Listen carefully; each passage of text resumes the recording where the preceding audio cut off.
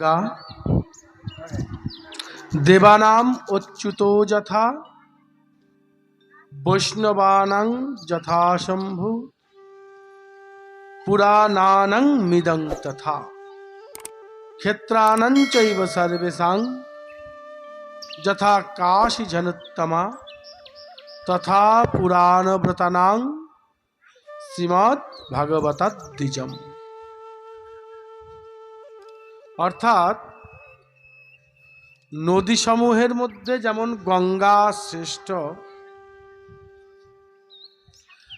সমস্ত দেবতাদের মধ্যে অচ্যুত শ্রী হরি শ্রেষ্ঠ, বৈষ্ণবদের মধ্যে যেমন মহাদেব শ্রেষ্ঠ, সমস্ত ধামের মধ্যে যেমন কাশীধাম শ্রেষ্ঠ, তদ্রূপ সমস্ত শাস্ত্রগ্রন্থ পুরাণাদির মধ্যে ভাগবত শ্রেষ্ঠ। ভাগবত যে শ্রেষ্ঠ তার অনেক প্রমাণ শাস্ত্রে গ্রন্থে পাওয়া যায়। ভাগবত যে শ্রেষ্ঠ, আমাদের আদি কবি যিনি ব্যাসদেব, তিনি কি করেছিলেন না, বেদ, আমাদের যে সনাতন ধর্মের যে আদি গ্রন্থ বেদ, সেই বেদ মুখে মুখে প্রচারিত হতো, তাই বেদের নাম ছিল শ্রুতি। আর এই বেদ এক জায়গায় সংগঠিত ছিল না, বিভিন্ন জায়গায় ছড়িয়েছিল। ব্যাসদেব সেই বেদকে এক জায়গায় সংকলন করলেন এবং পুরো গ্রন্থটা অনেক বড় হয়ে গেল। তখন তিনি দেখলেন যে কলিযুগের মানুষ বেশি ধৈর্য নেই, শক্তি কম, ক্ষীণবীর্য, অন্নগত প্রাণ, এরা সম্পূর্ণ বেদ অধ্যয়ন করতে পারবে না। তখন তিনি সেই বেদকে 4টে ভাগ করেছিলেন, ঋক, সাম, যজু, অথর্ব। তখন তার নাম হয়ে গেল বেদব্যাস। এছাড়াও তিনি অনেকগুলি পুরাণ রচনা করেছিলেন, মহাভারত রচনা করেছিলেন, বহু গ্রন্থ তিনি রচনা করেছিলেন এবং মহাভারতের মধ্যে দিয়ে শ্রীমদ্ ভগবত গীতার জ্ঞান তিনি প্রদান করেছিলেন। তারপরেও ব্যাসদেবের মনে কোনো শান্তি ছিল না। ব্যাসদেবের মনে কি হতো, যে সব কিছুই করা হলো কিন্তু কোথায় যেন একটু কম রয়ে গেছে, মনের মধ্যে সে শান্তিটা পাওয়া যাচ্ছে না। যেমন ধরো রান্না করা হয়েছে, সে রান্নার মধ্যে যা কিছু দেওয়ার, তেল মশলা আদি সব সুন্দর দেওয়া হয়েছে, কিন্তু লবণ দেওয়া হয়নি, তাহলে সে রান্নার স্বাদ কেমন হবে? সেই রকম ব্যাসদেবের মনের অবস্থা তাই হয়েছে, যে লবণ ছাড়া রন্ধনের মতন হয়ে গেছে। শাস্ত্রে একটা কথা বলে, ভক্তিহীন ভজন আর লবণহীন রন্ধন দুটোই খারাপ, চলে না। তুমি অনেক ভজনা করছো কিন্তু তোমার মধ্যে ভক্তি নেই, তাহলে সেই ভজনার কোনো মূল্য নেই।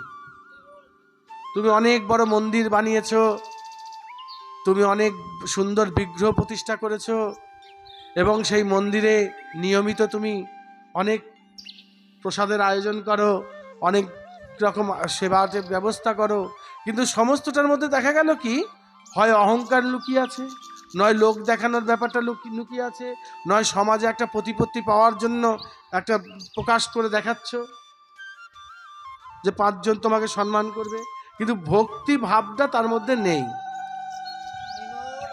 তাহলে কি হবে? তাহলে সেই ভজনাটা বৃথা হবে। ভক্তিহীন ভজন বৃথা, আর লবণহীন রন্ধনও বৃথা। আমাদেরকে কেমন হতে হবে জানো? শাস্ত্র কি বলছে?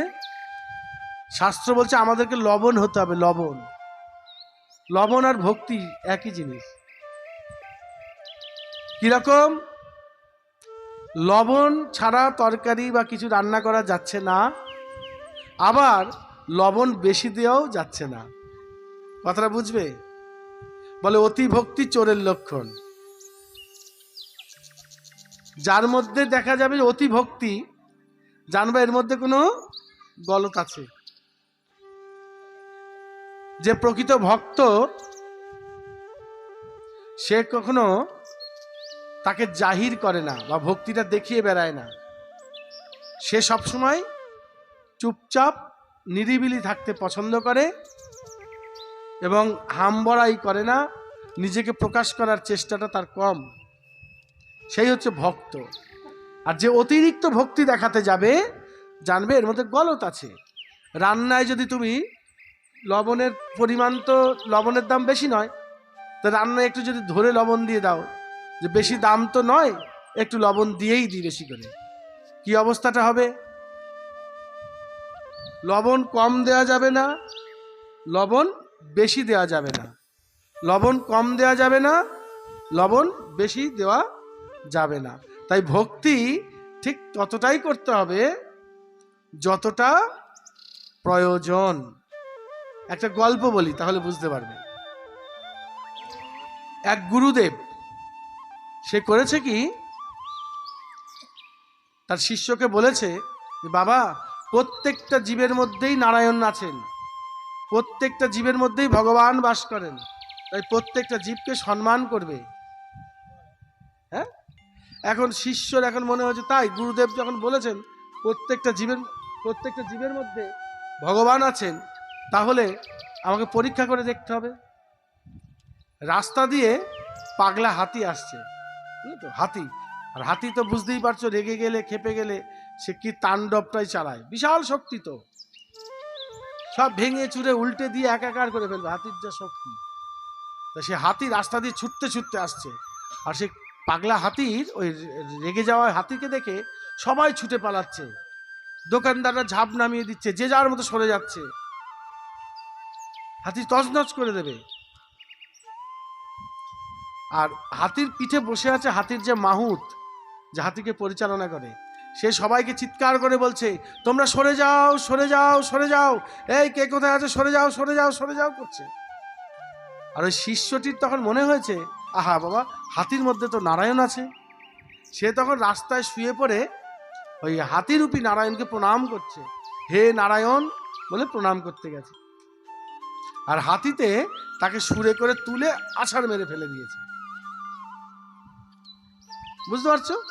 এইবার হাতে পায়ে লেগেছে, মাজায় লেগেছে, ভালোই ব্যথা পেয়েছে। এইবার লেগেছে, ব্যথা পাওয়ার পরে সে খোঁড়াতে খোঁড়াতে গুরুদেবের বাড়ি গেছে। গুরুদেব, আপনি বললেন সমস্ত জীবের মধ্যে ভগবান বাস করে, নারায়ণ বাস করে, তা আমি, সেই পাগলা হাতি আসছিল, সবাই ছুটে পালাচ্ছিল, আমি আপনার কথা বিশ্বাস করে সে হাতিকে নারায়ণ রূপে প্রণাম করলাম, কিন্তু হাতি আমাকে তুলে আছাড় মেরে দিল, এটা কেন হলো? গুরুদেব কি বলছেন? বলছে, বাবা, তোমার ভক্তি আছে, কিন্তু অতি ভক্তি তোমার। তুমি গুরুদেবকে যাচাই করতে অতি ভক্তি দেখিয়েছো। তুমি হাতির মধ্যে নারায়ণকে দেখেছো? হ্যাঁ। আর যে লোকগুলো ছুটে পালাচ্ছিল তাদের মধ্যে নারায়ণকে দেখোনি? যেই লোকগুলো রাস্তা দিয়ে ছুটে পালিয়ে যাচ্ছিল তাদের মধ্যে নারায়ণকে দেখোনি? আর যে লোকটা হাতির মাথায় বসে মাহুত বলছিল, সরে যাও, সরে যাও, সরে যাও, তাকে নারায়ণ মনে হয়নি? তোমার ওই পাগলা হাতিকে নারায়ণ মনে হলো, আর কাউকে নারায়ণ মনে হলো না। এটাই বাবা অতি ভক্তির লক্ষণ। এটাকে বলে পাকামো। কথাটা বুঝতে পারছো? গুরুদেব বলেছে সকল জীবের মধ্যে নারায়ণ আছে। তাহলে মাহুতের কথাটা শোনো, সে তো বলছে যে সরে যাও, আরো 5টা লোক ছুটে চলে যাচ্ছে, তাদের মধ্যেও তো নারায়ণ আছে, তো তারা যখন ছুটছে আমিও ছুটি। মাহুত যখন বলছে সরে যাই, সবাইকে বাদ দিয়ে আমার হাতিকেই নারায়ণ মনে করতে হলো কেন? এই হচ্ছে অতি ভক্তির লক্ষণ। তাহলে কি হয়? অতি ভক্তি করতে গেলে কি হয়? ওই যে আছাড় মারলো, আছাড়ও মারতে পারে, আবার পা দিয়ে চটকে পেট গেলে মেরেও দিতে পারত। তা লবণের মতো হতে হবে মা। কিরকম? প্রয়োজন যেখানে যতটুকু ততটুকু, অতিরিক্ত গলাগলিরও দরকার নেই, অতিরিক্ত কোলাকুলিরও দরকার নেই।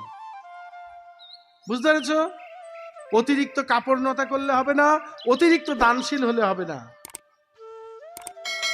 যেখানে যেমন সেখানে তেমন, যার কাছে যেমন তার কাছে তেমন। সকলকে তার শ্রেণী অনুসারে ভালোবাসা দিতে হয় এবং সব মেলামেশা করতে হয়, উপদেশ দিতে হয়। যার উপদেশ নেওয়ার প্রয়োজন আছে তাকে উপদেশ দিতে হয়, যার উপদেশ নেওয়ার প্রয়োজন নাই তাকে উপদেশ দেব কেন? ধরো কেউ আমার কাছে জ্ঞান দিতে চাইছে না, তাহলে তাকে আমার দেওয়ার দরকার নেই তো। যেচে জ্ঞান দিতে গেলে কি করবে? তার বিরক্ত লাগবে, সে আমাকে অশ্রদ্ধা করবে। যার প্রয়োজন আছে, যে তোমার কাছে জানতে চাইছে, তাকে জানাও। এই যে ভক্তি, তা ব্যাসদেবের ওই ভক্তি, এত গ্রন্থ রচনা করেও ব্যাসদেবের মনে শান্তি ছিল না, কারণ ব্যাসদেবের এই রচনাগুলোর মধ্যে ভক্তি ছিল না। এই রচনাগুলোর মধ্যে, এই শাস্ত্রগুলোর মধ্যে ব্যাসদেবের ভক্তি ছিল না, তাই জন্য তার মনের মধ্যে শান্তি আসছিল না। তখন দেবর্ষি নারদের সঙ্গে ব্যাসদেবের দেখা হয় এবং ব্যাসদেব তখন দেবর্ষি নারদকে সমস্ত বিষয়টা বলে যে আমি এত কিছু করেও আমার মনের মধ্যে শান্তি হচ্ছে না কেন? তখন দেবর্ষি নারদ বললেন, তুমি এত কিছু করেছো ঠিকই, কিন্তু তার মধ্যে বাসুদেবের কথা আলোচনা করনি। বাসুদেবের কথা আলোচনা করনি। বাসুদেব মানে ভগবান, অনাদির আদি গোবিন্দ, সর্বকারণের কারণ। তার নানান রূপে তিনি বিরাজ করেন এবং নানান নাম তার আছে, একটা দুটো নাম না। যে যেভাবে তাকে পেয়েছে সে সেইভাবেই তার নাম রেখেছে, যে যেভাবে পেয়েছে। কখনো তার নাম গিরিধারী, কখনো তার নাম ননীচোরা, তাই না? কেউ বলছে যশোদা দুলাল, কেউ বলছে নন্দনন্দন, কেউ বলছে নারায়ণ, কেউ বলছে বিষ্ণু, কেউ বলছে কৃষ্ণ, কেউ বলছে যাদব, কেউ বলছে মাধব। হ্যাঁ, আর আমি কি বললাম? বাসুদেব। ভগবানের আদি নাম হচ্ছে বাসুদেব।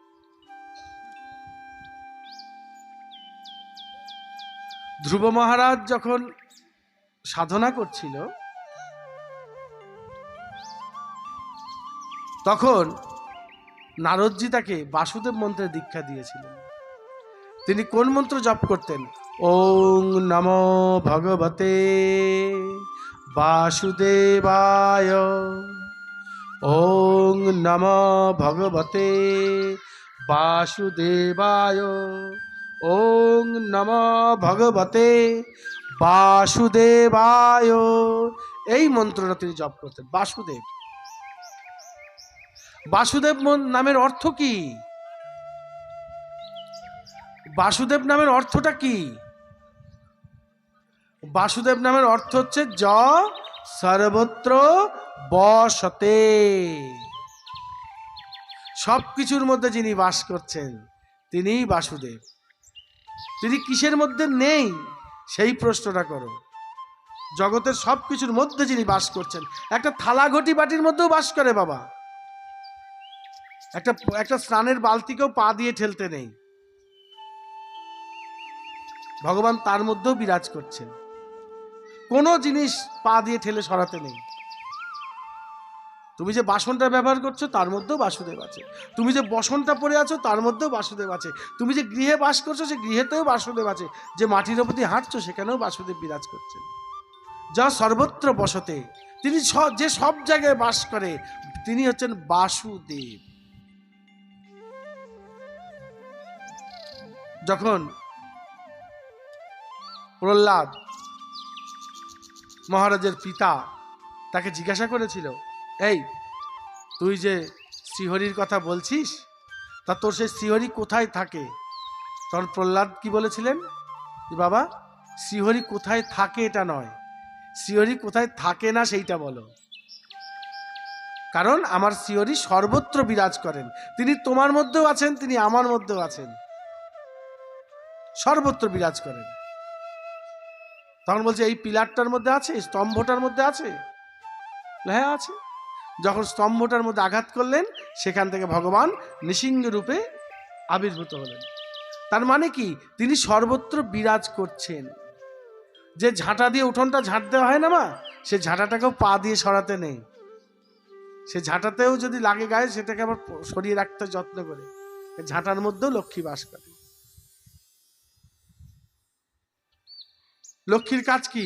পরিষ্কার পরিচ্ছন্ন রাখা।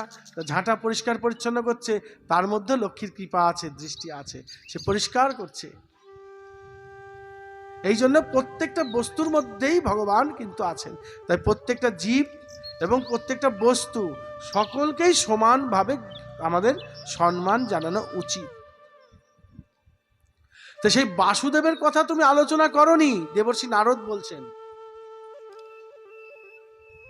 তখন ব্যাসদেব বলছেন, তাই বাসুদেবের কথা আলোচনা করতে হবে? বলে হ্যাঁ, বাসুদেবের কথা আলোচনা করতে হবে। তখন ব্যাসদেব এই ভাগবত রচনা করেছিলেন। কোথায় রচনা করেছিলেন? কাগজ কলম নিয়ে বসেননি কিন্তু মা। ভাগবত যে আমরা পড়ি না, এই ভাগবতে 365 অধ্যায় আছে, 18,000 শ্লোক আছে, 12টি স্কন্ধ আছে। 12টি স্কন্ধ, 18,000 শ্লোক, 365 অধ্যায়, এত বড় গ্রন্থ। কিন্তু এই গ্রন্থটা রচনা হয়েছিল কিভাবে জানো? ব্যাসদেব কিন্তু কাগজ কলম নিয়ে রচনা করেননি। এই শ্রেষ্ঠ থেকে শ্রেষ্ঠতম এই গ্রন্থটি, যার তুলনা হয় না, ভাগবতের তুলনা কোনো কিছুর সঙ্গে করা যাবে না। সমস্ত বিশ্ব ব্রহ্মাণ্ডটা একদিকে হয়ে গেলেও ভাগবত একদিকে থাকবে। বিশ্ব ব্রহ্মাণ্ডের সমস্ত কিছুকে এক জায়গায় করলেও ভাগবত কিন্তু এক জায়গায় আলাদা থাকবে, তার সঙ্গে কোনো তুলনাই হবে না। তো সেই ভাগবত, এটি কিন্তু কাগজ কলম দিয়ে রচনা হলো না। কিভাবে রচনা হলো? ভাগবত ব্যাসদেব তার স্ত্রীর সাথে আলোচনা করতে লাগলেন। খুব ভালো করে বুঝবে কথাটা। এই এত মূল্যবান গ্রন্থটি রচনা হচ্ছে কিভাবে? স্বামী স্ত্রীর কথোপকথনের মধ্যে দিয়ে। এখানে একজন বক্তা, তিনি হচ্ছেন স্বামী, শ্রোতা হচ্ছে স্ত্রী। কেন? স্ত্রী হচ্ছে ধর্মপত্নী। যখন স্ত্রীর পিতা আমার হাতে কন্যাটি তুলে দিয়েছিল, তখন কিন্তু সেই শ্বশুরমশাইকে আমরা কি কথা দিয়েছিলাম? যে আপনার পত্নীকে নিয়ে আমি ধর্মকর্ম করব। ক ইদং কস্মাদাত কাম কামোদয়াত কাম কামদাতা কাম সমুদ্র মাবিশত কামে নত্বা প্রতিগিন্নামি। অর্থাৎ আমার জীবনের যত কর্ম আছে, ধর্ম কর্ম যা কিছু আছে, আমি আপনার এই কন্যাকে নিয়ে করব। কথাটা বুঝো। এমন কথা ছিল না যে আমি আপনার কন্যাটিকে নিয়ে পার্কে যাব, কি রেস্টুরেন্টে যাব, কি আপনার কন্যাকে নিয়ে আমি ওই কি বলে হানিমুন করতে যাব, এরকম কথা ছিল না। কথা ছিল যে আমার জীবনের ধর্মকর্মের সাথী হবে আপনার কন্যা, সমস্ত ধর্মকর্মের সাথী হবে এই কন্যাটি। সেই জন্য বাবা, বিবাহের পর স্বামী স্ত্রীর মধ্যে অবশ্যই ধর্ম বিষয়ক আলোচনার প্রয়োজন। হাসি ঠাট্টা পরিহাস অনেক কিছু আছে, কিন্তু তার মধ্যে থেকে স্বামীকে এবং স্ত্রীকে উভয়কেই ধর্মের পথে এগিয়ে যেতে হবে। এবং সেটা সাহায্য করবে কে? প্রথমত পিতামাতা, তারপরে দীক্ষা নিয়ে গুরুদেব। এবং আমাদের বয়োজ্যেষ্ঠদের উচিত হবে ওই ছেলে মেয়েগুলোকে ধর্মের পথে এগিয়ে দেওয়া, ঠেলে ঠেলে। আধ্যাত্মিক চেতনা, আমাদের ভারতবর্ষটা হচ্ছে আধ্যাত্মিক চেতনার দেশ। এখানে কি বলা হয়েছে? এখানে কিন্তু ভোগ বিলাসের কথা বলা হয়নি। ভারতবর্ষের বাইরে অন্যান্য যে সমস্ত দেশ আছে বা অন্যান্য যে সমস্ত ধর্ম আছে, সেই ধর্মগুলো খালি ভোগ আর বিলাসিতাকেই বড় করেছে। তাদের বক্তব্য হচ্ছে কাল কৃষ্ণে দেখা। কালকে কে দেখেছে? তুমি মরে আবার কি হবে তা ঠিক আছে, অতএব জীবন যখন পেয়েছো তুমি উৎপাত করে নাও, তুমি যত পারো উচ্ছৃঙ্খলতা করো, তুমি যত পারো ভোগ করো। আর আমাদের সনাতন ধর্ম কি বলছে? যে দেখো, ভোগ করার অনেক জিনিস আছে, কিন্তু সাবধান, প্রয়োজনের অতিরিক্ত ভোগ করতে যেও না, প্রয়োজনের অতিরিক্ত ভোগ করতে যেও না। প্রয়োজনের অতিরিক্ত ভোগ করতে গেলে কি হবে? তোমার সমূলে ধ্বংস হবে। এবং এই জীবনটাই সর্বশ্রেষ্ঠ জীবন নয়, এর বাইরেও জীবন আছে। এই চেতনাটাই সব কিছু নয়, এর বাইরেও চেতনা আছে। সেই চেতনাটা জাগ্রত করার জন্য তোমাদেরকে আধ্যাত্মিক চিন্তা করতে হবে। 84 লক্ষ যোনি আমরা এইভাবে ভ্রমণ করছি, 84 লক্ষ যোনি ভ্রমণ করছি। এই 84 লক্ষ যোনিতে, বিভিন্ন যোনিতে ভ্রমণ করতে করতে করতে করতে আমরা চলে আসছি। কবে যে আমরা আমাদের নিজের স্থান থেকে বিচ্যুত হয়েছি এবং কবে যে ফিরত যাব সেটা কিন্তু আমরা জানি না। সেখানে কিভাবে যাওয়া যায়? বলছে কোনো কর্মের দ্বারা সেখানে ফিরে যাওয়া যাবে না। যে আমি দান করলাম, আমি ধ্যান করলাম, আমি পুজো করলাম, আমি জপ করলাম, আমি আহ্নিক করলাম, আমি ভগবানকে অনেক ডাকছি, এই কোনো কিছুর দ্বারাই সেই জায়গায় ফিরে যাওয়া যায় না। খুব ভালো করে শুনবা, ভালো কর্ম করলে স্বর্গে যাওয়া যায়, খারাপ কর্ম করলে নরকে যাওয়া যায়। যে খারাপ কাজ করছে সে নরকে যাচ্ছে, যে ভালো কাজ করছে স্বর্গে যাচ্ছে। কিন্তু স্বর্গে গেলেই তার মুক্তি হয় না, স্বর্গে গেলেও তার মুক্তি হয় না। কারণ স্বর্গে গেলে কি হয়? যেদিন তার পুণ্যফল ক্ষয় হবে তাকে আবার এই পৃথিবীতে ফিরে আসতে হবে। ক্ষীণে পুণ্যে গমিষ্যতি, তার পুণ্য ক্ষীণ হয়ে গেলে স্বর্গ থেকে নামিয়ে দেবে। কিন্তু বৈকুণ্ঠ ধাম, সে যে নিত্যধাম, যে গোলক বৃন্দাবন, যেখানে অনাদির আদি গোবিন্দের পারিষদে আমরা সবাই ছিলাম, সেই ধামে কিন্তু যাওয়ার কোনো উপায় নেই। তাহলে কিভাবে উপায় বের করতে হবে? শাস্ত্র কি বলছে? শাস্ত্র বলছে যে তোমার আচরণ ঠিক রাখো, তুমি তোমার কাজ করে যাও, এমন কাজ করে যাও যেন ভগবানের দৃষ্টি পড়ে তোমার প্রতি। সে যদি বোঝে যে একে মুক্তি দেওয়া যায় তবেই তুমি মুক্তি পাবে, মুক্তি চেয়েছেও মুক্তি পাওয়া যাবে না। শাস্ত্রে এটা পরিষ্কার দেওয়া আছে যে কোনোভাবেই আমি যদি বলি যে ভগবান আমি কিছু চাই না, আমি বাড়ি চাই না, গাড়ি চাই না, টাকা পয়সা চাই না, ধন দৌলত চাই না, আমার কিচ্ছু লাগবে না প্রভু, আমাকে মুক্তি দাও, ভগবান বলছে তাহলেও হবে না। এইটা একটা খুব বড় প্রশ্ন, এই জায়গাটা অনেকে বোঝে না। অনেকে মনে করে কি ঈশ্বরের কাছে কিছু চাই না, মুক্তি চাইব। ভগবানের কাছে আমি কিচ্ছু চাইব না, আমি মুক্তি চাইব। কথাটা বুঝো, যে আমি বাড়ি গাড়ি টাকা পয়সা ধন দৌলত পুত্র কন্যা আমি কিচ্ছু চাইছি না প্রভু, আমি তোমার কাছে শুধু আমার মুক্তি চাইছি।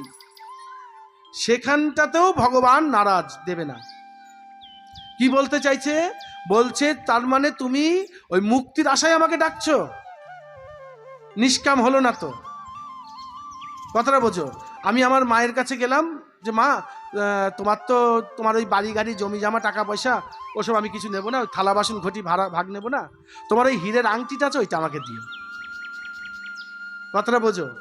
মানে পুরো বাড়িটা বিক্রি করে দিলেও মায়ের যে সম্পত্তি হবে না, হীরের আংটিটা তার থেকে বেশি দামি।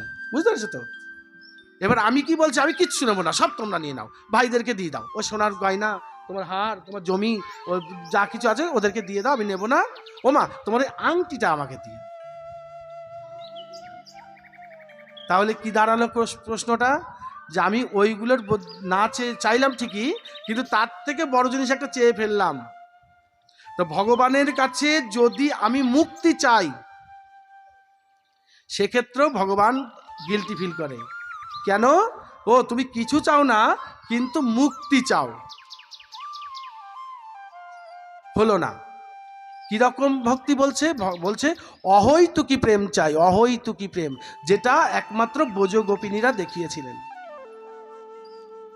ব্রজগোপিনীরা কিছুই চায়নি ভগবানের কাছে, শুধু সেবা করতে চেয়েছে। আমরা সেবা করতে চাই, আমরা তোমাকে চাই, আমরা তোমার সেবা করতে চাই, আর কিছু চাইনি। কিন্তু আমরা গল্প শুনেছি, সে দেবর্ষী নারদ গেছিলেন যে ভগবানের মাথা যন্ত্রণা করছে, তো পায়ের ধুলো লাগবে, ভক্তের পদরজ নিয়ে গোবিন্দের কপালে দিলে পরে মাথার যন্ত্রণাটা কমে যাবে।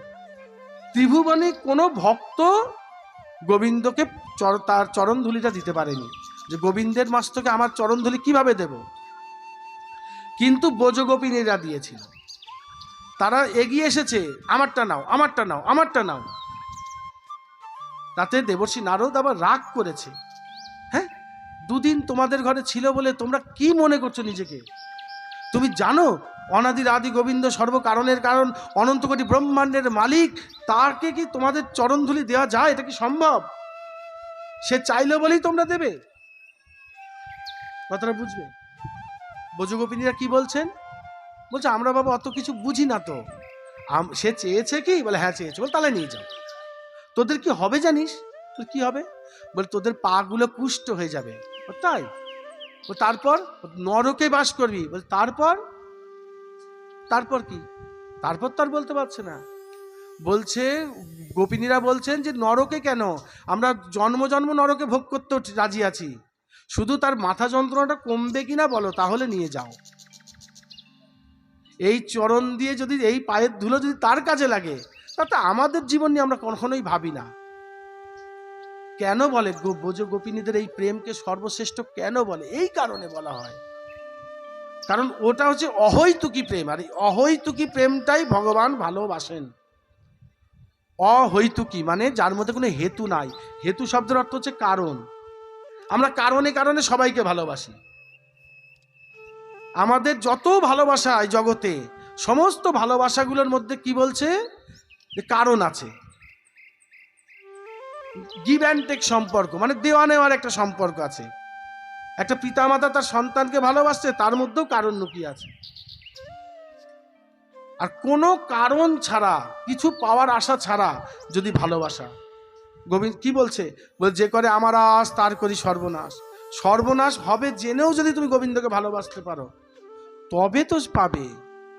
তো সেই অহৈতুকী প্রেম যদি ভগবানের প্রতি থাকে, তখন ভগবান তাকে মুক্তি দেন।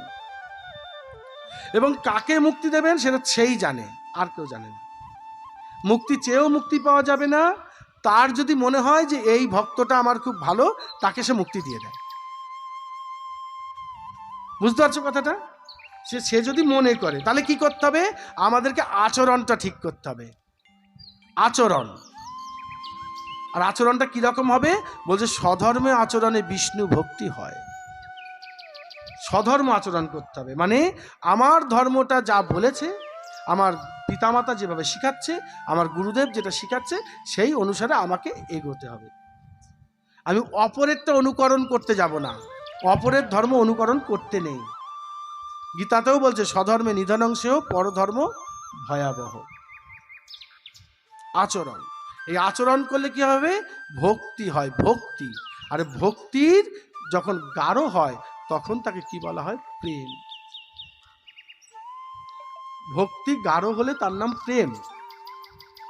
প্রথমে একটা জিনিসের প্রতি কি আসক্তি আসে আমাদের, সেই আসক্তির পরে সেটার প্রতি ভক্তি না থাকলে আসক্তি আসবে না। তারপর সেটার প্রতি যখন আমি দুর্বল হয়ে যাব, সেটা ছাড়া আমাকে চলছে না, তখন তার নাম প্রেম। চিনি, চিনি খেয়েছো? চিনির তো স্বাদ দেখেছো কিরকম? মিষ্টি, তাই না? চিনি কি থেকে হচ্ছে? গুড় থেকে হচ্ছে। গুড়ও মিষ্টি। আবার এই চিনিকে জাল দিয়ে মিছরি তৈরি করা হচ্ছে, মিছরিও মিষ্টি। কিন্তু তিনটের স্বাদ আলাদা না একরকম? আলাদা না একরকম? বলো। তিনটে তিন রকমের। গুড়ের গুড় হচ্ছে আসক্তি, যেমন ওর প্রতি একটা ভালোবাসার জন্মালো, ভালোবাসা। এইবার চিনি হচ্ছে ভক্তি, আর মিছরি হচ্ছে প্রেম। আর এই প্রেম জিনিসটা এমন, এখানে আমি তোমাকে ভালোবাসি এই কথাটা বলার জায়গাও প্রেমের মধ্যে নেই। যে আমি তোমাকে ভালোবাসি, আমি তোমাকে ভালোবাসি, এই কথাটাও প্রেম, যে প্রেম করে সে বলতে পারবে না। প্রকৃত প্রেমের মধ্যে আমি তোমাকে ভালোবাসি, আই লাভ ইউ, এই কথাটা চলবে না। কেন?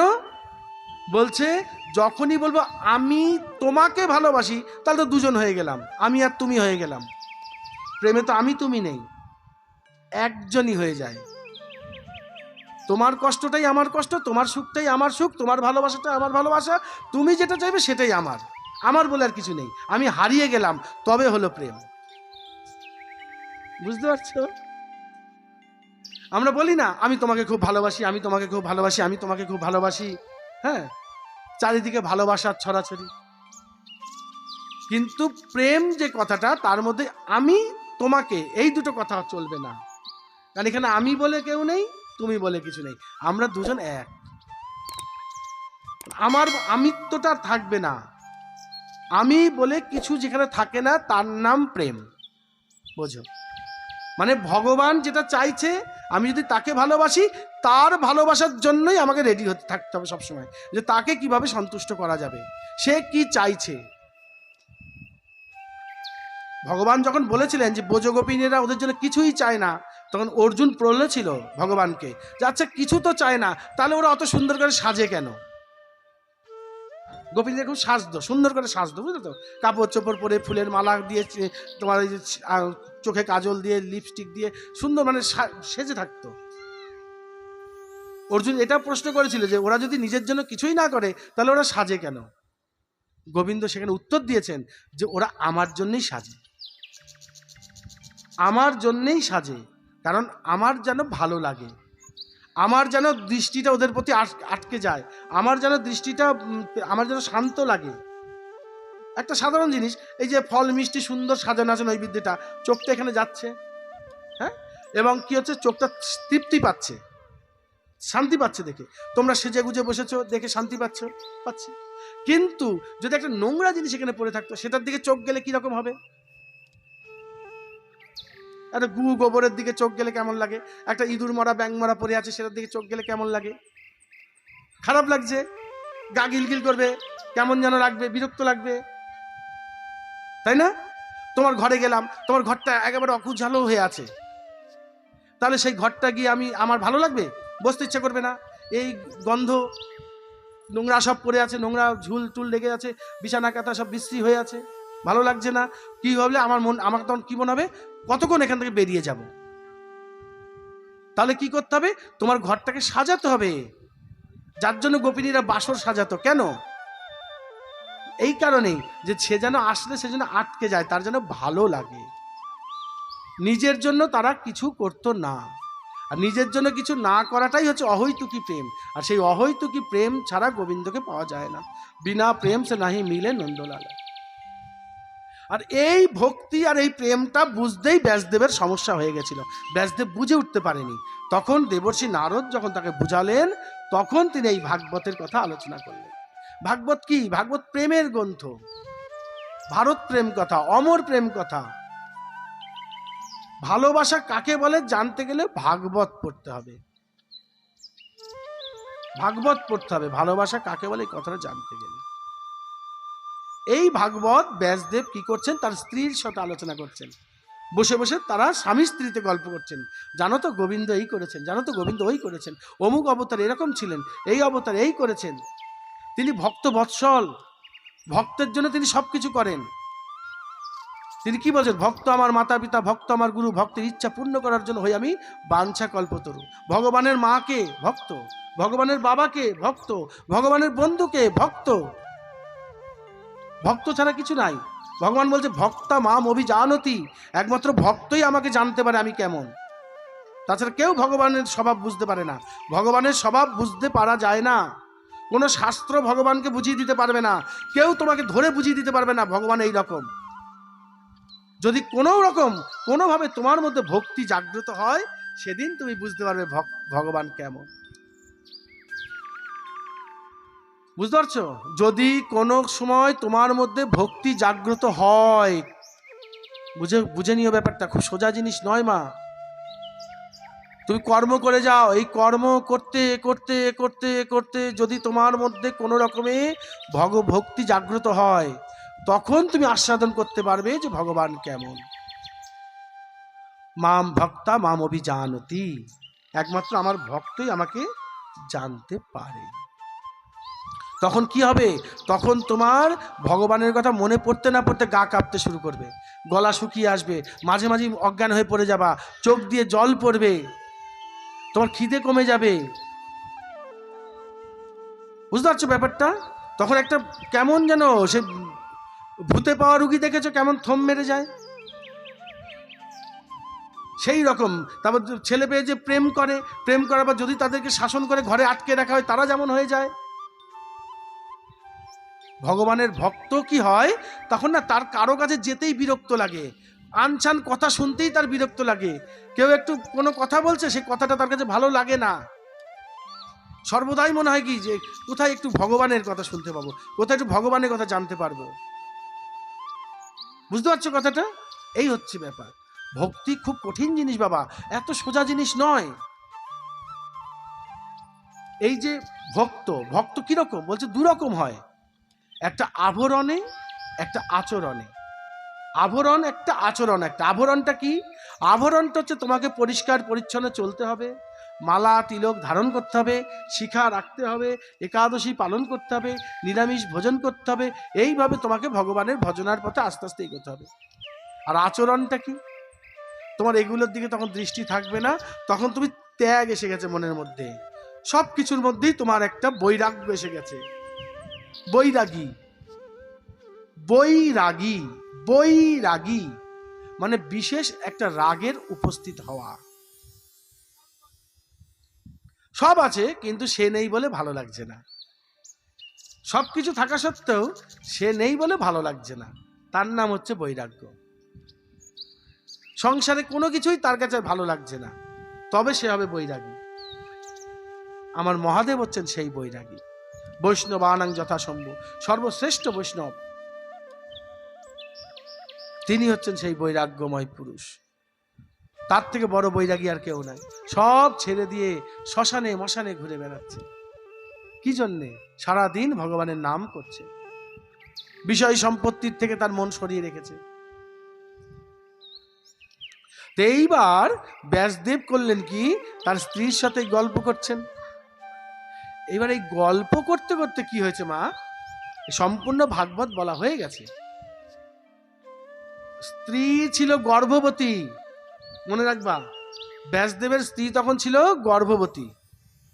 এইবার এই যে ভাগবত আলোচনা করেছে না, ওই গর্ভস্থ সন্তান সেই ভাগবত গুলো সব শ্রবণ করেছে।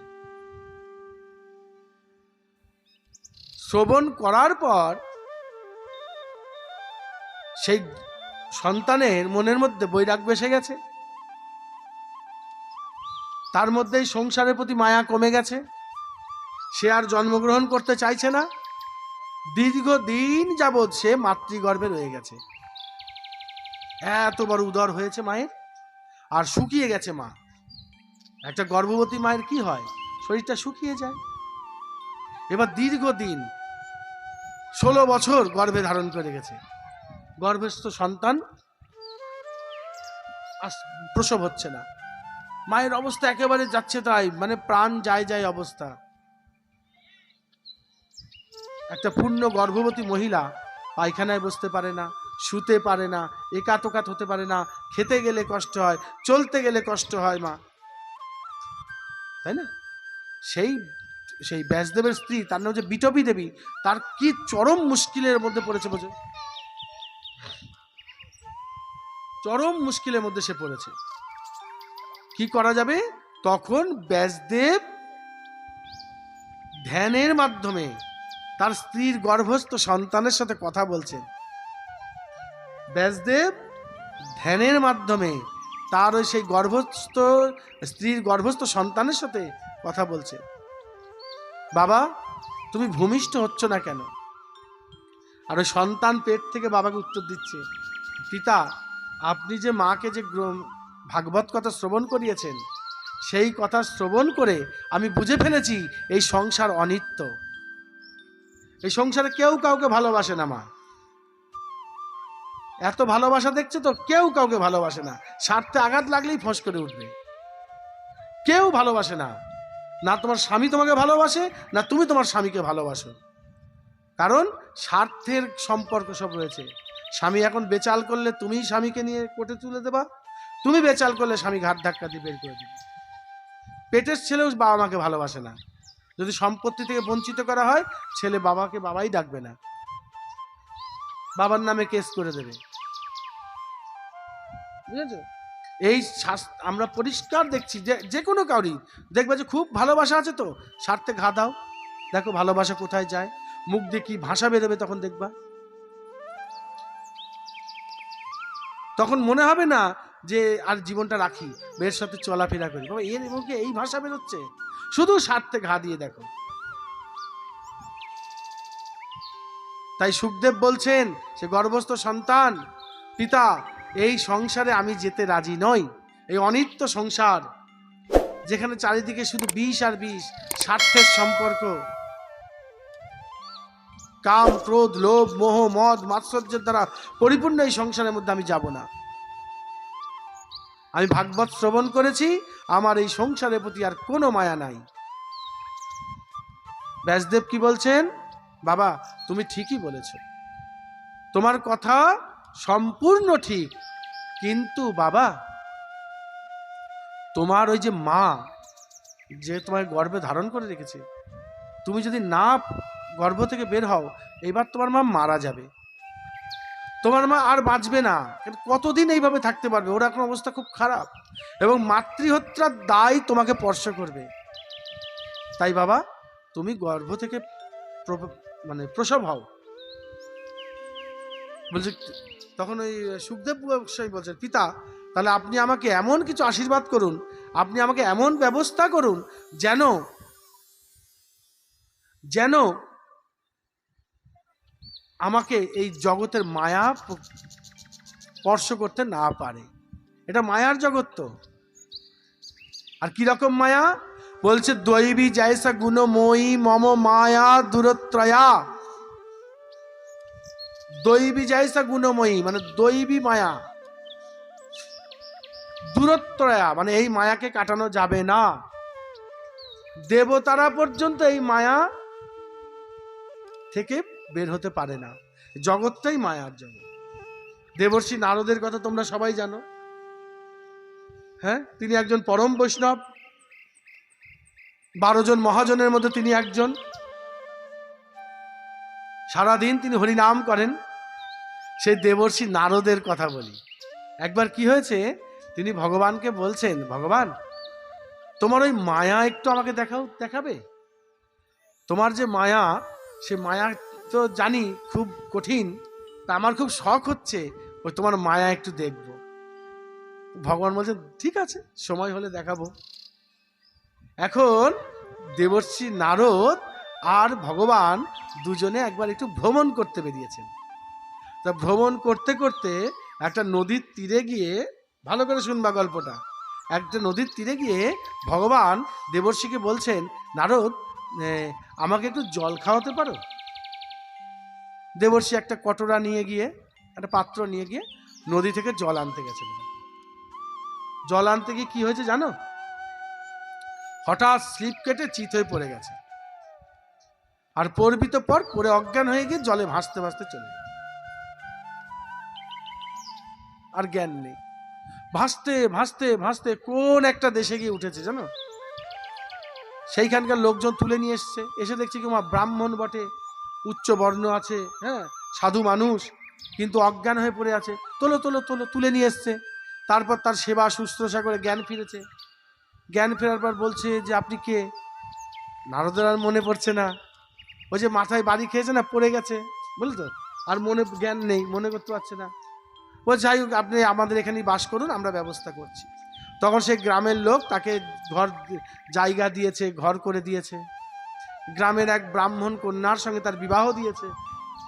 নারদের স্ত্রী হয়েছে, 4-5টা ছেলে পেলে হয়েছে, বেশ কিছু চাষের জমি হয়েছে। নারদ পুজো পাঠ কর্মটর্ম করে, টাকা পয়সা জমিয়েছে, কিছু বাক্স আলমারি প্যাটরা খাট বিছানা হয়েছে, বুঝলি তো।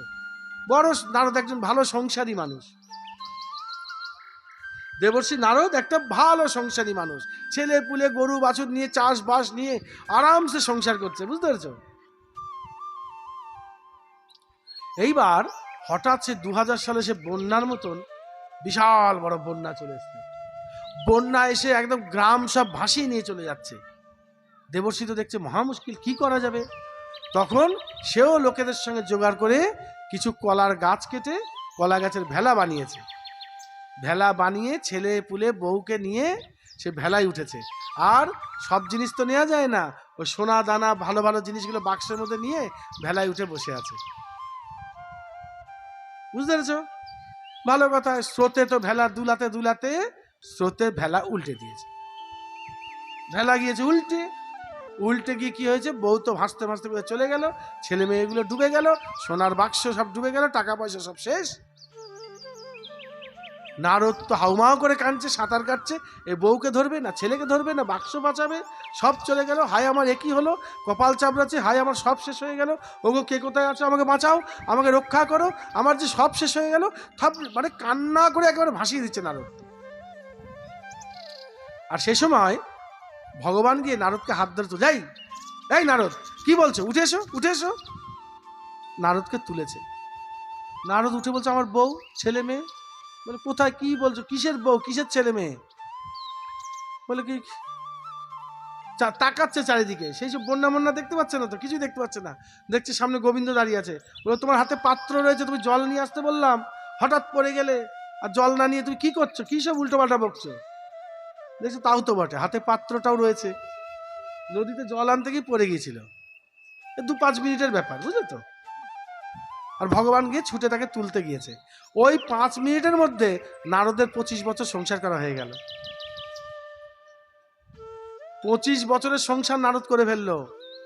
মাঠে ঘাটে চাষ করলো, গরু পুষলো, গরু সাজাল দিল, গরু দুয়ালো, বুঝতে পেরেছো, বিয়ে করলো, 4-5টা বাচ্চা জন্ম দিল, বাচ্চাগুলো কুকাতা কাচলো, কি খাটনিটাই না করেছে, ঘর বেঁধেছে।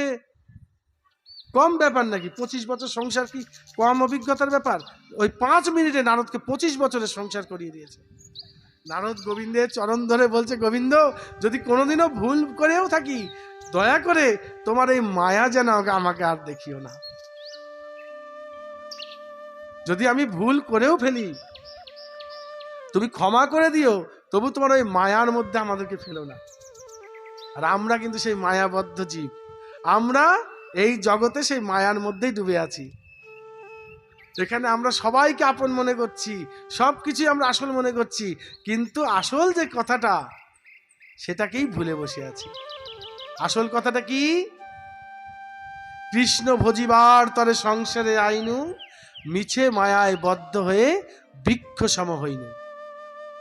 পৃথিবীতে বাবা এই মানুষ রূপে এসেছো কিন্তু খেলা করতে নয়, একটা কাজ করতে এসেছো বাবা। তুমি বিয়ে করতেও আসনি, ছেলে পেলে নিতেও আসনি, তোমাকে ওসব বলা হয়নি। তুমি যদি চালাক হও, কৃষ্ণ ভজনা শুরু করো, একমাত্র তোমার জন্য ওই কাজটাই রয়েছে। কারণ তুমি এর আগে গরু ছিলে, ব্যাঙ ছিলে, টিকটিকি ছিলে, সাপ ছিলে, পাখি ছিলে, এবং প্রত্যেকটা জন্মেই তোমার বউ ছিল, বাচ্চা ছিল। বহু বহু জন্ম তুমি এরকম বউ বাচ্চা জন্ম দিয়েছো, বহু বহু জন্মে তুমি বাসা বাঁধিয়েছো, পাখি হয়ে বাসা বেঁধেছো, সাপ হয়ে বাসা বেঁধেছো, ইঁদুর হয়ে বাসা বেঁধেছো। কত বাচ্চা যে জন্ম দিয়েছো তার ঠিক নেই, কত বংশ তুমি রক্ষা করে এসেছো তার ঠিক নেই। কিন্তু কি হয়েছে? সবই বেকার গেছে। নিঃশ্বাসে নাহি বিশ্বাস, কদারুদ্ধ ভবিষ্যতি, ব্রহ্মস্তম্ভ পর্যন্তং সর্বং মায়াময়ং জগৎ, সত্যং সত্যং পুনর্সত্যং হরের নামই কেবলম। এই জগতে একমাত্র হরিনাম সত্য, এবং ভগবানের নামটাই সত্য, দ্বিতীয় আর কিচ্ছু নাই, আর বাকি সব মিথ্যা। তাই অনুরোধ করা হচ্ছে যে তোমরা আর যাই করো, ভজনা থেকে দূরে থেকো না। কৃষ্ণ ভজিবার তরে সংসারে আইনু, এই কথাটা খুব গুরুত্ব দিয়ে শুনবা। কৃষ্ণ ভজনা করার জন্যই তুমি এসেছো এই পৃথিবীতে। মিছে মায়ায় বদ্ধ হয়ে বৃক্ষ সম হইনু। মায়ায় বদ্ধ হয়ে কি করছি আমরা? ওই যে সম্পত্তি, বাড়ি গাড়ি, টাকা পয়সা, ধন দৌলত, নানান কিছু নিয়ে আমরা ব্যস্ত হয়ে আছি। কেউ টাকা রোজগার করেই যাচ্ছে, করেই যাচ্ছে, টাকা খাবে কে তার ঠিক নেই। কেউ মারামারি করছে, কেউ কাটাকাটি করছে। সারাদিন মানুষ কত ব্যস্ত, আর বললে পারে কি বলে, পেটের দায়ে।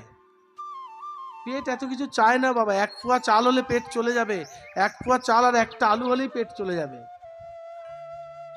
পেটের দায়ে নয় বাবা, স্ট্যাটাস মেনটেন করছো তোমরা, একে অপরকে অনুকরণ করছো। ওর বাড়িতে এসি লাগালো, তাহলে আমাকেও এসি লাগাতে হবে। ওদের ঘরে মোটর লাগিয়েছে, কই তুমি আমাদের মোটর লাগাবা কবে? পাশের বাড়ি দোতলা হয়ে গেল, আমাকেও দোতলা করতে হবে। এই টেনশনই আমাদের মাথা খারাপ হয়ে যাচ্ছে।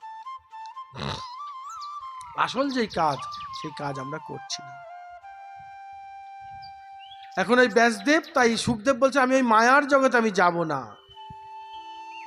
কারণ মায়াবদ্ধ জীব জানতে পারা সত্ত্বেও সে মায়া থেকে নিজেকে বের করতে পারে না। স্রোতের টানে তাকে ভাসিয়ে নিয়ে যায়। এই মায়া থেকে আমি যেন উদ্ধার হতে পারি, মায়া যেন আমাকে স্পর্শ করতে না পারে। তখন ব্যাসদেব তার যোগবলের দ্বারা, ব্যাসদেব তো ভগবানের অবতার, তার যোগবলের দ্বারা ক্ষণিকের জন্য মায়াকে স্তব্ধ করে দিয়েছিলেন। ঠিক আছে, আমি ক্ষণিকের জন্য মায়াকে স্তব্ধ করছি, তুমি প্রসব হয়ে যাও। মায়াকে যেই তিনি স্তব্ধ করলেন, সুখদেব তখন গর্ভ থেকে বেরিয়ে আসলেন। বেরিয়ে এসে সুখদেব কি করছেন, সোজা বাড়ি থেকে হাঁটা শুরু করেছে বনের পথে। সোজা হাঁটতে হাঁটতে বনের পথে চলে যাচ্ছে। কিভাবে? ভাগবতে বর্ণনা করা আছে, তখন তার জন্মের পথে নারী কাটতে হয়, সে নারীও কাটা হয়নি,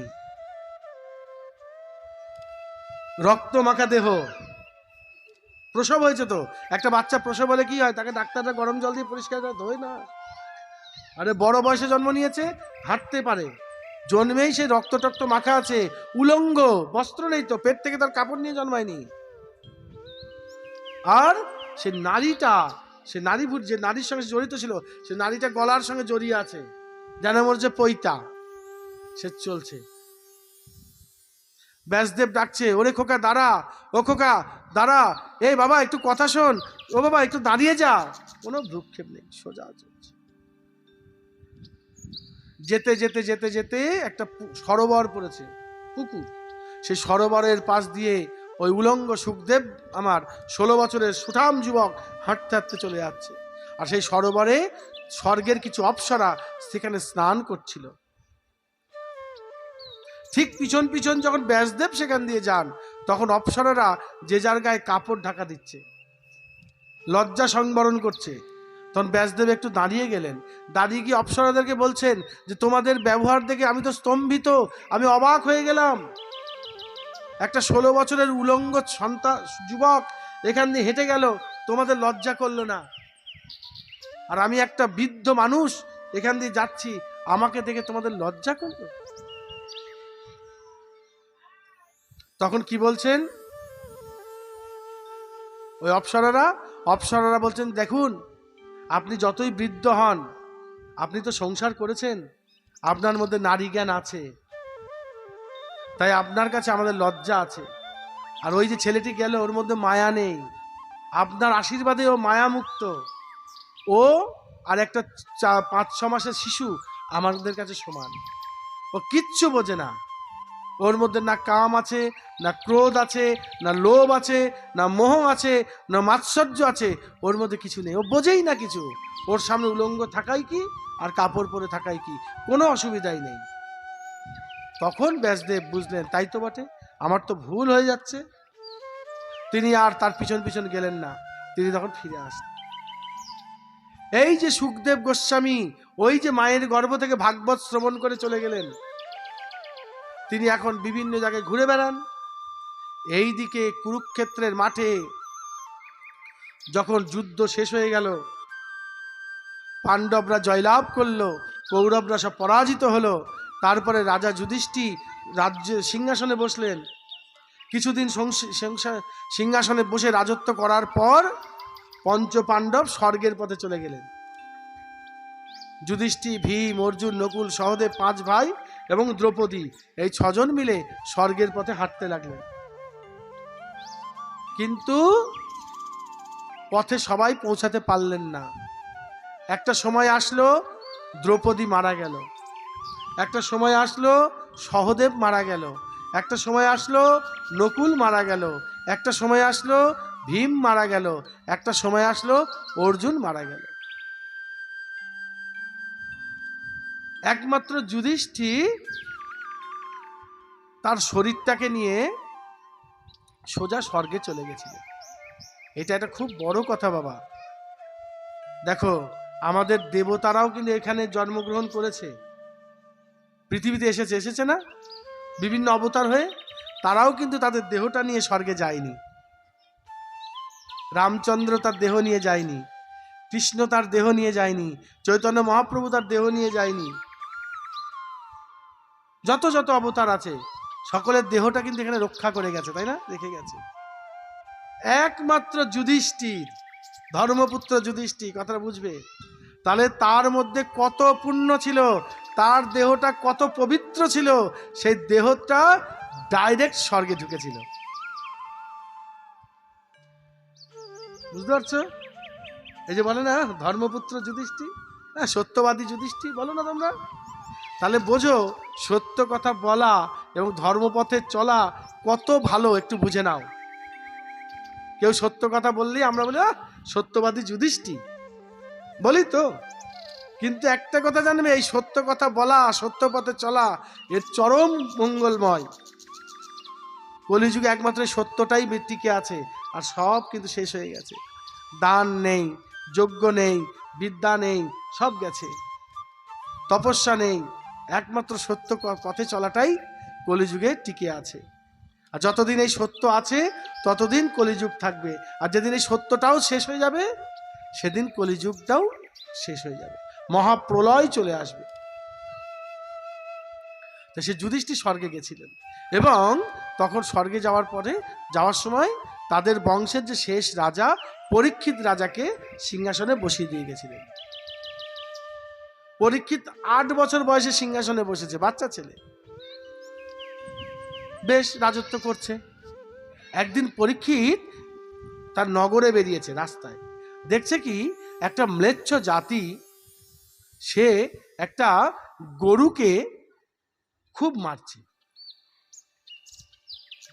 পরীক্ষিত রাজার কষ্ট হয়ে যায়, তুমি এরকম ভাবে গরুর উপর অত্যাচার করছো, গরু আমাদের মা। তখন পরীক্ষিত তাকে মারবে বলে তীর ধনুক হাতে নিয়েছে। যেই নাকি মারতে যাবে, সেই যবন জাতিটি সে বলছে, আমাকে আপনি মারবেন না, আপনি মারতে পারেন না। কে তুমি? বলছে, আমি কলি। কে বলো তো? কলি। সত্য, ত্রেতা, দাপর, কলি। এখন কি যুগ চলছে? এটা কি যুগ? কলি যুগ। সেই কলি। কলি তুমি চলে এসেছো? বলে হ্যাঁ, যেদিন থেকে গোবিন্দ এই নরলীলা সাঙ্গ করেছেন, অর্থাৎ কৃষ্ণ তার দেহটা ত্যাগ করেছিলেন, বলরামজি চলে গেছেন, সেই দিনই আমি ঢুকে গেছি। সেদিন থেকেই আমি এই অত্যাচার অনাচার শুরু করছি। কলি। তা তো হতে দেব না, আমি তোমাকে বধ করব। বলে, আপনি বধ করতে পারেন না। সত্য, ত্রেতা, দাপর যেমন ছিল, কলিযুগও থাকবে, আপনি আমাকে বধ করতে পারেন না। বল, তাহলে আমি তোমাকে বন্দি করব। সেটা আপনি করতে পারেন। তখন পরীক্ষিত রাজা কলিযুগকে বন্দি করলেন, যে আমি যতদিন আছি তোমাকে আমি বিস্তার লাভ করতে দেব না। কারণ কলি কি করবে? কলি যাচ্ছে তাই করবে, মানুষের মধ্যে এমন হিংসা ঢুকিয়ে দেবে, মানুষ প্রত্যেককে হিংসা করবে, ভাই ভাইকে হিংসা করতে থাকবে, স্বামী স্ত্রীর মধ্যে ছল চাতুরি চলবে, স্বামী স্ত্রীকে ঠকাবে, স্ত্রী স্বামীকে ঠকাবে, ভক্তি বলতে কিচ্ছু থাকবে না, অন্নগত প্রাণ, খালি খাই খাই খাই খাই, কোনো ব্রত উপোস কাপাস কিচ্ছু করতে পারবে না। বুঝতে পেরেছো তো? তারপরে ক্ষীণবীর্য, মহান কাজ করতে পারবে না, ত্যাগ করতে পারবে না, দান ধ্যান করতে গেলে হাত গুটিয়ে যাবে, খালি নিজে খাবো নিজে পড়বো, মেরে কেটে খাবো, এই ভাব কলিযুগে চলে আসবে। আরো কত রকমের হিংসা, কাম প্রকাশ হবে। এখানে মা বাবা ভাই বোন বলে কেউ থাকবে না, শুধু পুরুষ আর নারী, সম্পর্ক দেখবে না। এই যুগ কলিযুগ। তা সেই কলিকে বন্দি করলেন পরীক্ষিত রাজা, না তোমাকে আমি প্রকাশ হতে দেব না। বল, তাহলে বলুন কোথায় থাকবো আমি? তখন কলিকে বলা হলো, তুমি থাকবে শুরিখানায়, অর্থাৎ যেখানে মদ বিক্রি হয়, মদ খায়।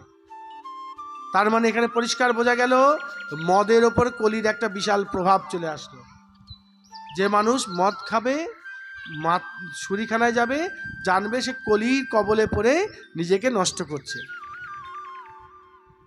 আরেকটু জায়গা দেন, তাকে দেয়া হলো কসাইখানা, অর্থাৎ যেখানে পশু হত্যা করা হয় এবং পশুর মাংস বিক্রি করা হয়, দুটো স্থান। বলে আরেকটু স্থান দেন। তাকে দেয়া হলো জুয়াখানা, অর্থাৎ ওই যে লটারি কাটা, জুয়া খেলা, তাস খেলা, বড় বড় হোটেলে গিয়ে নানান রকম কিসব কিসব খেলে, হ্যাঁ নানান রকম আছে। আবার সেই সেই ঘোড়া ছুটিয়ে ছুটিয়ে তার সঙ্গে বাজি লড়ে খেলা। এখন একটা নতুন সিস্টেম বেরিয়েছে, এই যে বিভিন্ন ক্রিকেট খেলাগুলো হয়, ছেলে পেলে মোবাইলের মধ্যে না টাকা লাগায়, বুঝলে তো, মানে মোবাইলে টাকা জুয়ো খেলা যায়। এই ধরনের জুয়া শুরু হয়েছে। আর এই জুয়াটা হচ্ছে পুরো কলির আন্ডারে। কেউ কোনোদিন জুয়া খেলে বড় হতে পারবে না।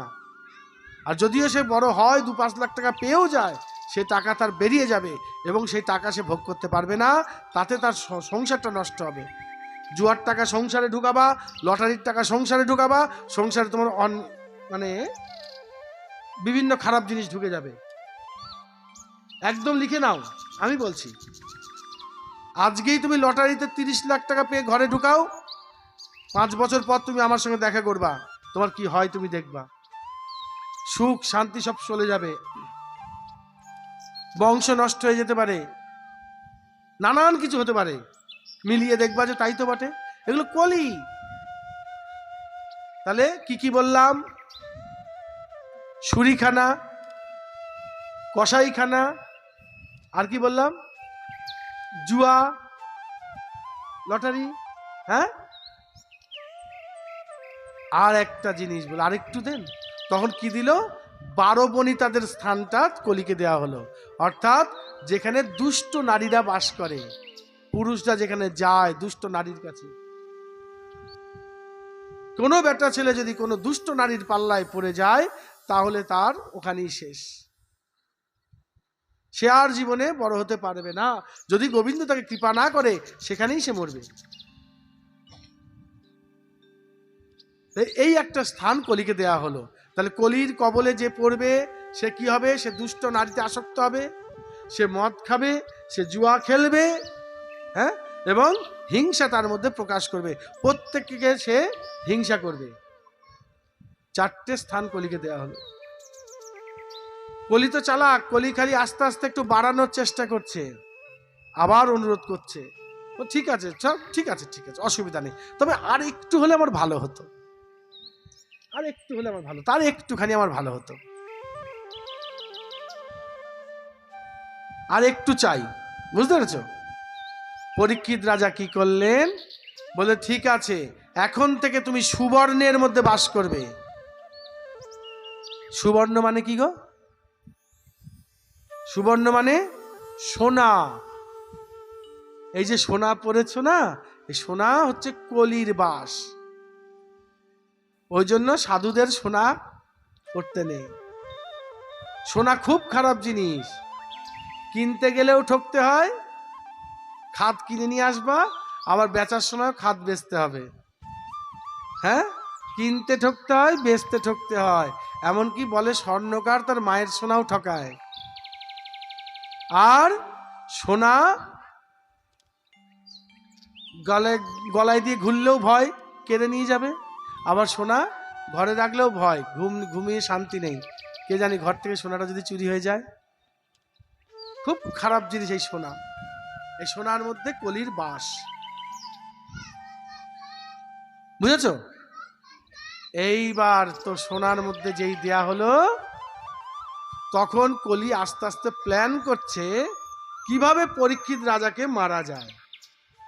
কারণ এই পরীক্ষিত রাজা যতদিন বেঁচে থাকবে, ততদিন আমি বিস্তার লাভ করতে পারবো না। এখন একদিন কিছুদিন পরে পরীক্ষিত রাজা গেছে মৃগয়া করতে। মৃগয়া মানে বনে গেছে পশু শিকার করতে। আগেকার দিনের রাজরাজারা এরা সব বনে যেত পশু শিকার করতে। যে সমস্ত পশুর মাংসগুলো খাওয়া যায়, সেই ধরনের পশুগুলোকে বধ করে নিয়ে আসতো এবং সেগুলো দিয়ে উৎসব অনুষ্ঠান করত বা যজ্ঞ করত, দান ধ্যান করত, সেবা কাজে লাগাতো, নিজেরাও খেত। আবার অনেক সময় যেতে হতো কিছু অত্যাচারী পশুকে বধ করতে, বাঘ সিংহকে বধ করতে, গ্রামে ঢুকে পড়ছে, বারবার অত্যাচার করছে, তখন রাজরাজারা তাদেরকে বধ করার জন্য বনে যেত। তার নাম মৃগয়া।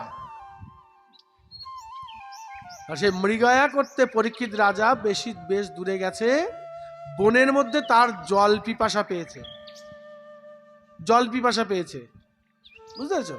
আর ঘুরতে ঘুরতে বনের মধ্যে একটা সাধুর আশ্রম দেখতে পেয়েছে, একটা ঋষির আশ্রম। সেই আশ্রমে গিয়ে পরীক্ষিত রাজা বলছেন, কেউ আছেন, আমাকে একটু জল দেবেন? কিন্তু কেউ এগিয়ে আসলো না জল দিতে। আর যিনি ঋষি, তিনি শ্রমিক মুনি, তার নাম কি? শ্রমিক মুনি।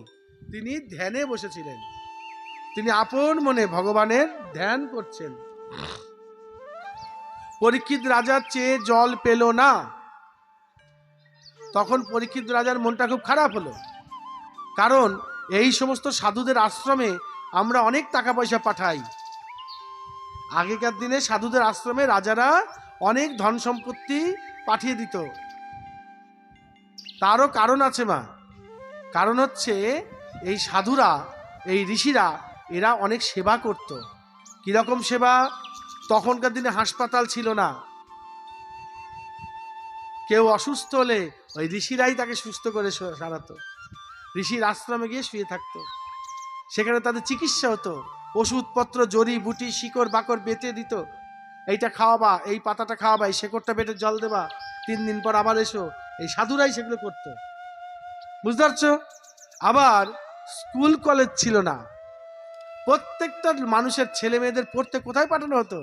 ওই ঋষির আশ্রমে পড়তে পাঠাতে হতো। তাই জন্য স্কুল আর হসপিটালের দুটো কাজ এই ঋষিরা করতো। প্রত্যেকে শিক্ষা লাভ করতে যেত, বলতো না গুরুগৃহে পড়াশোনা করতে গেছে। তো গুরুদেব যে এত লোকের ছেলে পেলেকে পড়াশোনা করাবে, এত মানুষের চিকিৎসা করবে, তাহলে তারা খাবে কি? তাই রাজরাজারা তাদেরকে ওই গাড়ি ভরে ভরে জিনিসপত্র পাঠিয়ে দিত। এখন পরীক্ষিত রাজার রাগ হয়েছে শ্রমিক মুনির ওপরে। হ্যাঁ, এই আশ্রমে কত কিছু পাঠায়, তারা একটা লোকজন রাখতে পারে না, ব্যবস্থা করতে পারে না। এক তো জল পিপাসা পেয়েছে, একটু জল খাবো, জল দিতে পারলো না। রাগ করে বেরিয়ে যাচ্ছে, খুব মন দিয়ে শুনবা কথা, খুব গুরুত্বপূর্ণ কথা, ভালো লাগবে, মনে রাখার মতো কথা। বেরিয়ে যাচ্ছে, দেখছে একটা সাপ মরে পড়ে আছে। সেই মরা সাপটা তীরের মাথায় করে তুলে নিয়ে ওই শ্রমিক মুনির গলায় জড়িয়ে দিল। সাপটা দিয়ে পরীক্ষিত রাজা গট গট গট গট করতে বাড়ি চলে এসছে। এইদিকে শ্রমিক মুনির যে ছেলে, তার নাম সিঙ্গি, সে করছিল কি, সে নদীর ধারে খেলা করছিল তার বন্ধু বান্ধবদের নিয়ে। এইবার বন্ধু বান্ধবরা বলেছে যে তোর বাবার গলায় কে যেন মৃত সর্প জড়িয়ে দিয়েছে। ছুটে এসেছে, তাই তো দেখতে পেয়ে তার রাগ হয়ে গেছে। সে তখন হাতে জল নিয়ে অভিশাপ দিচ্ছে, যে ব্যক্তি, যে মূর্খ আমার বাবার গলায় এই মৃত সর্প জড়িয়ে দিয়েছে, আজ থেকে 7 দিনের মাথায় এই সর্পের দংশনেই তার মৃত্যু হবে। ঠিক আজ থেকে 7 দিনের মাথায় সাপে কেটে সে মরবে। যেই না বলা মা, যেই নাকি বলেছে, ওই যে সাধু যে ধ্যান করছিল, ওর বাবা শ্রমিক মুনি, ধ্যানটা ভেঙে গেছে। এই কি রে, কি করলি, কাকে অভিশাপ দিলি? না বাবা, দেখো তোমার গলায় যে সাপ জড়িয়ে দিয়েছে, আমি তাকে অভিশাপ দিয়েছি।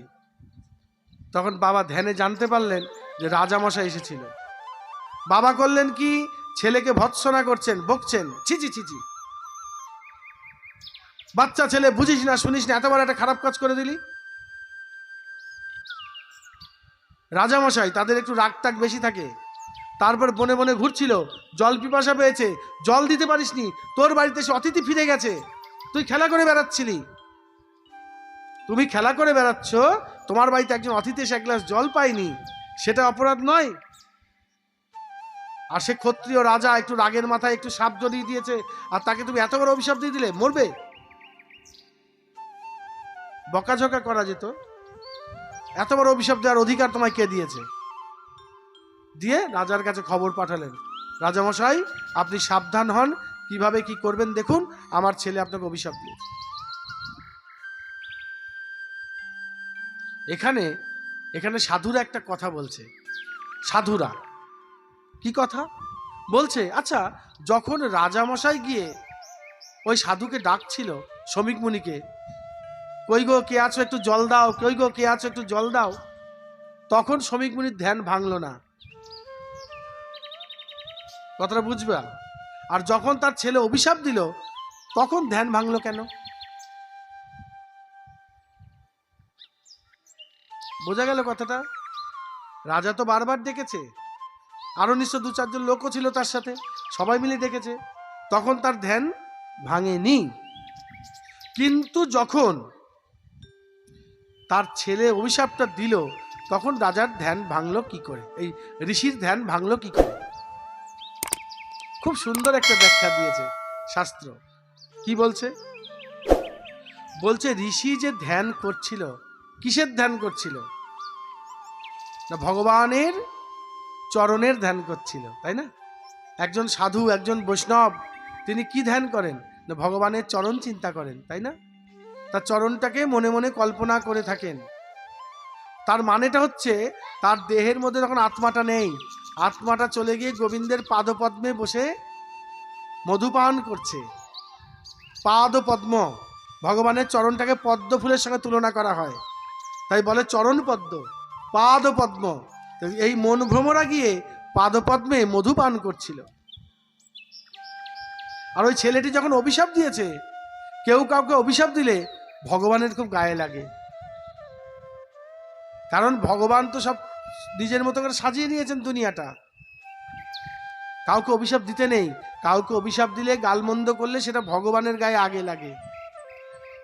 ভগবানের খুব কষ্ট হয়েছিল এবং সে চমকে উঠেছিল, আহ এ কি করলে। আর সে যেই চমকে উঠেছে তার চরণটা নড়ে উঠেছে, আর যেই নাকি চরণ নড়ে উঠেছে, ঋষির প্রাণভ্রমরাটা ওই চরণ থেকে উঠে গেছে, ফিরে এসেছে দেহের মধ্যে, আর ঋষির তখন জ্ঞানটা ফিরে গেছে। ধরো একটা পদ্ম ফুলের মধ্যে একটা ভ্রমর বসে মধু খাচ্ছিল, যদি পদ্ম ফুলটা নড়িয়ে দেওয়া হয় তাহলে ভ্রমরটা ভ্রম করে উড়ে যাবে না? যখন ওই চরণ পদ্মটা ভগবানের নড়ে উঠল, তখন ঋষির প্রাণভ্রমরাটা সেখান থেকে উড়ে বেরিয়ে এসেছে, তাই ঋষির চেতনা পেয়েছে। এদিকে ঋষি তো রাজাকে খবর দিল, রাজা আবার বাড়ি গিয়ে কি করেছে দেখো। রাজা বাড়ি গিয়ে জামা কাপড় খুলেছে, মাথায় ছিল বিশাল একটা সোনার মুকুট পরা, সেই মুকুটটা খুলে নামিয়েছে টেবিলের উপরে। আর যেই নাকি মুকুটটা টেবিলের উপর রেখেছে, রাজার কষ্ট হচ্ছে, রাজার কান্না পাচ্ছে, হায় হায় আমি কি করলাম, আমি এত বড় বংশের একটা ছেলে, আমি অর্জুন যুধিষ্ঠিরের বংশের ছেলে, হ্যাঁ, আমার মাতৃকুলের দিকে ভগবান শ্রীকৃষ্ণ জড়িত, অভিমন্যুর ছেলে পরীক্ষিত, অভিমন্যুর মা সুভদ্রা। বোঝা গেল? সুভদ্রার হচ্ছে ভগবান শ্রীকৃষ্ণের বোন, সুভদ্রার ছেলে অভিমন্যু, হ্যাঁ, অভিমন্যুর স্ত্রী নাম উত্তরা, উত্তরার ছেলে হচ্ছে পরীক্ষিত। তেমন মাতৃকুল হচ্ছে কৃষ্ণের দিকে, পিতৃকুল যুধিষ্ঠিরের দিকে। এত বড় বংশের আপনার একজন রাজা। আমরা সর্বদাই ব্রাহ্মণকে, ঋষিদেরকে সম্মান করেছি, আজকে আমি একই খারাপ কাজটা করে আসলাম, ছি ছি ছি, আমার তো চরম শাস্তির দরকার। এই কথাটা আগে মনে হলো না, এখন কেন মনে হচ্ছে বলো তো? হ্যাঁ, সাপটা জড়ানোর সময় মনে হয়নি, এখন মনে হচ্ছে। কেন বলো তো? ওই যে সোনার মুকুট পরেছিল না, ওই সোনার মুকুটের মধ্যে কলি গিয়ে ভর করেছিল, কলিকে বলেছিল তুমি সোনাই থাকবা। ওই মুকুটের মধ্যে কলি গিয়ে ভর করেছে, আর ওই কলির ওই ভরে সে তখন ওই উল্টো পাল্টা কাজ করেছে। যখন নাকি মুকুটটা খুলে নামিয়ে রেখেছে, তখন তার মনটা আবার আগের মতো হয়ে গেছে। বুঝতে পারছো? তখন সে কষ্ট পাচ্ছে। এদিকে রাজা এসে খবর দিল। এখন পরীক্ষিত রাজা বলে, ঠিক আছে, যেটা হওয়ার সেটা হবেই, কিন্তু এখন এই বাকি দিন কটা আমি কিভাবে কাটাবো? পরীক্ষিত রাজা বলছে, যে ছেলেটি আমাকে অভিশাপ দিয়েছে সে ছেলেটি আর যাই করুক আমাকে ভালোবাসে। পরীক্ষিত রাজা বলছে, যে ছেলেটি আমাকে অভিশাপ দিয়েছে সে ছেলেটি আর যাই করুক আমাকে ভালোবাসে, আমাকে সুযোগ দিয়েছে। কি সুযোগ? ছেলেটা বলতে পারত, কালকে সূর্য ওঠার আগেই তুই সাপে কামড়ে মরবি। হ্যাঁ, বলতে পারতো যে তুই আমার বাবার গলায় সাপ জড়িয়ে দিয়ে গেছো, অতএব তোমাকে আজকে রাতেই সাপে কামড়াবে। তা বলেনি। ছেলেটা কি বলেছে? 7 দিন পরে সাপে কামড়াবে, 7 দিন পরে সর্পদংশন হবে। তার মানে আমাকে 7 দিনের সুযোগ দিয়েছে। 7 দিনের সুযোগ আমি পেয়েছি, অতএব এই 7 দিন আমি খুব ভালো কাজ করতে চাই। সেটা ছিল ভাদ্র মাস, রাধা অষ্টমীর পরের দিন, তাল নবমী, বুধবার। গঙ্গার তীরে আসন পেতে পরীক্ষিত রাজা বসলেন, আর সাথে নিলেন দুধ আর গঙ্গা জল। বলে, আমি আর এখান থেকে উঠবো না, এই 7 দিন এখানে আমি বসবো। সবাইকে খবর দাও, আসুক সবাই, দেখি আমার জন্য কি বিধান করে। 88,000 ঋষি সেখানে উপস্থিত ছিল। কত হাজার? 88,000, মানে 12,000 কম 1 লাখ। বিভিন্ন পণ্ডিত, বিভিন্ন ঋষি, জ্ঞানী গুণী ব্যক্তি সেখানে উপস্থিত হয়েছেন। এমনকি ব্যাসদেবও তার মধ্যে ছিল। বুঝতে পারছেন? অনেক, ভরদ্বাজ ঋষি থেকে, ব্যাসদেব থেকে, বশিষ্ঠ থেকে সবাই সেখানে উপস্থিত ছিল। সবাই বিধান দিচ্ছে। কেউ বলছে কি হরি করো, কি বলে, বালক সেবা দাও। কেউ বলছে ব্রাহ্মণ সেবা দাও। কেউ বলছে গরু দান করো। কেউ বলছে সবাইকে সোনা দান করো। কেউ বলছে মানুষজনকে খাওয়াও। বলুন, কেউ বলছে কাঠ আনো, ঘি আনো, আমরা বড় বড় যজ্ঞ করব। ঠিক আছে, এই কথা বলছে, কিন্তু কারো মত কারোর সাথে মিলছে না। এ যদি এটা বলছে তো ওটা বলছে। আর মিটিংয়ে বসলে সবার মত না মিললে সিদ্ধান্ত কি করে হবে? 5 জন মিলে তো একটা কথা বলতে হবে, তবে তো সেটা করবে। রাজামশাই কোনটা করবে? 5 জন তো 5 রকম বলছে। সেই সবার মাঝখানে এসে উপস্থিত হচ্ছে কে? সেই উলঙ্গ ছেলেটি। কে বলতো? ব্যাসদেবের পুত্র সুখদেব। সারা গায়ে ধুলো ধূসর, জটা জুতোধারী এবং সম্পূর্ণ উলঙ্গ, কোনো বস্ত্র নাই। রাস্তা দিয়ে আসছে, বাচ্চা ছেলেরা খেপা পাগল মনে করছে। সে হাঁটতে হাঁটতে আসছে। সেই সবার মাঝখানে যখনই এসে উপস্থিত হয়েছে, সবাই উঠে দাঁড়িয়েছে, সবাই চুপচাপ। এতক্ষণ ধরে এত কথা হচ্ছিল সবাই, এখন সবাই চুপচাপ। মানে একটা পিন পড়লে শব্দ শোনা যাবে। সবাই চুপচাপ। সবাই বলছে সাধু সাধু, সুস্বাগতম, আসুন আসুন। আকাশে দেখেছো কত তারা থাকে? হ্যাঁ, কিন্তু পূর্ণিমার চাঁদ যখন ওঠে তারাগুলো কোথায় যায়? তারাগুলো থাকে, কিন্তু চাঁদের আলোয় তাদেরকে আর দেখা যায় না। তাই এই যে 88,000 ঋষি ছিল, সুখদেব গোস্বামী যেই নাকি প্রবেশ করেছে, সবাই চুপচাপ, কারো কোনো মত নেই। সবাই বলছে, আমাদের প্রত্যেকের মন একটা কথাই বলছে, আপনি কিছু বলুন, আপনি কিছু বলুন, কি করা যেতে পারে। তখন সুখদেব গোস্বামী বলছেন যে, দেখুন, আমি আপনাদের মতন বয়োজ্যেষ্ঠ নই, বয়স্ক নই, অনেক অনেক শাস্ত্র জ্ঞান আমার মধ্যে নেই। আমি যেটুকু জানি সেটা বলবো। কি জানি? যে না, আমি যখন আমার মায়ের পেটে ছিলাম, মাতৃগর্ভে যখন আমি অবস্থান করছিলাম, তখন আমার মা, আমার বাবা গল্প করছিল। আমার বাবা কিছু গল্প করেছে, কিছু কথা বলেছে। সেই গল্প কথাগুলো আমি মায়ের পেট থেকে শুনেছিলাম, এবং সেখান থেকেই আমি মুক্ত হয়ে গেছি। এই 88,000 সাধু ঋষি যারা আছে, তারা কেউ মুক্ত নয়।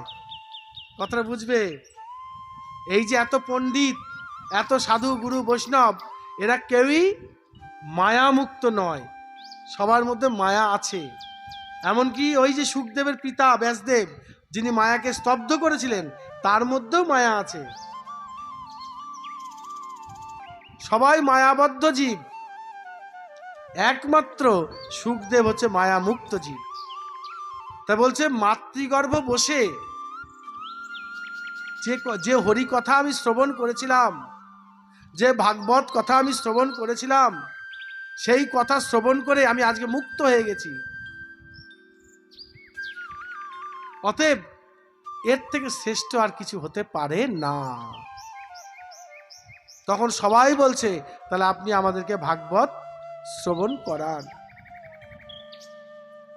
তখন সবাই বলছে আপনি আমাদেরকে ভাগবত শ্রবণ করান, আমরা আপনার মুখ থেকে সেই ভাগবত কথা শ্রবণ করতে চাই। কথাটা বুঝবে। এবং 7 দিন ধরে অনর্গল এই শুকদেব গোস্বামী ভাগবত বলেছিলেন, আর সবাই বসে শুনেছিল। বুঝতে পারছো? এবং ব্যাসদেব যে ভাগবত রচনা করেছিল, যে তার স্ত্রীর কাছে বলেছিল, সেও বসে বসে শুনছে। কথাটা বোঝো। নিজের ছেলে পাঠ করছে, বাবা বসে বসে শুনছে, আর বাবাই কিন্তু ভাগবতটা রচনা করেছিল। কিন্তু রচনা করা, গল্প করা, আর একজনের কাছ থেকে গল্প শোনা, তার মধ্যে আনন্দটা আলাদা। তাই ব্যাসদেব যা বলার বলে গেছিলেন, তার স্ত্রী শুনেছিল। এখন সেইটাকে শ্রবণ করে, অনুভব করে শুকদেব সাজিয়ে গুছিয়ে আরো সুন্দর করে বলছেন।